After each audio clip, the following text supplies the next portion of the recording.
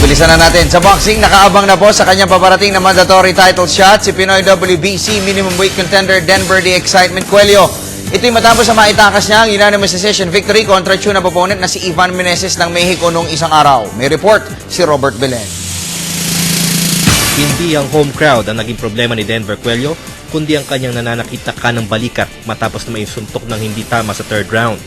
Napuno rin ng headbutt at ilang nakakatakot na tagpo ang laban na ginanap sa harap ng libu-libong kababayan ni Meneses. Putok ang kilay ni Cuello na lalo pa nagpasama ng kanyang sitwasyon na bilang isang one-arm fighter. Gayunpaman, nagawa pa rin itakas si Cuello ang panalo na nagbigay sa kanya ng karapatang hamunin ang magwawagi sa WBC 105-pound championship ni na Xiao Zhaozong ng China at Javier Martinez ng Mexico. Dito'y nangako si Cuello na ibubuhos ang lahat at iiwasang malagay muli sa peligro.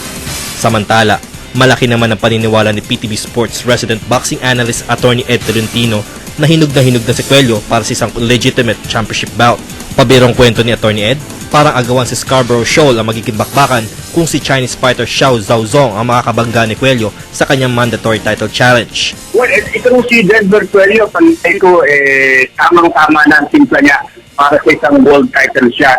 At ayon niya kay Aljo Haro, hihintay na lamang nila ang mananalo doon sa bakbakan para sa vacant WBC minimum weight title this coming October 27 against Zhong of China and Martinez of Mexico. Can you imagine kung yung si Zhong ng China ang mananalo, Philippines versus China ito, ay baka sa Scarborough Shoal ganatin ang lamang ito.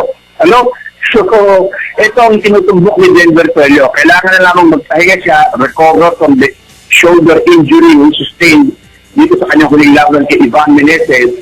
And I think it's a lock yung WBC minimum weight title. And hopefully, thereafter, he can move up in weight and go for the ultimate fight against Roman Gonzalez of Nicaragua for the WBA Light Flyweight Championship. Ang 25-year-old na si Cuello ay galing sa siyam na magkakadikit na knockout victories bago tumagal ng 10 full rounds ang kanyang laban kontra Meneses kahapon.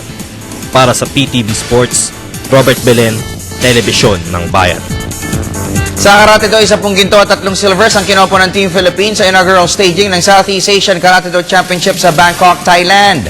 Binugbog ni Matthew Manantan sa finals ang kanyang Cambodian counterpart 8-0 upang pagharian ng Cadet 57 kg Kumite event.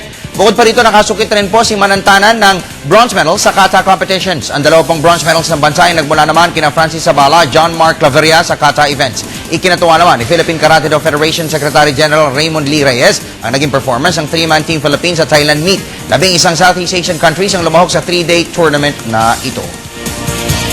At sumayin niyo po ang malabalang sagitsit na mga sports balita. Marami pa ho kaming bala mamayang alas 5 ng hapon sa PTV Sports. Ako po ang inyong lingkod, Snow Badua, Telebisyon ng Bayan.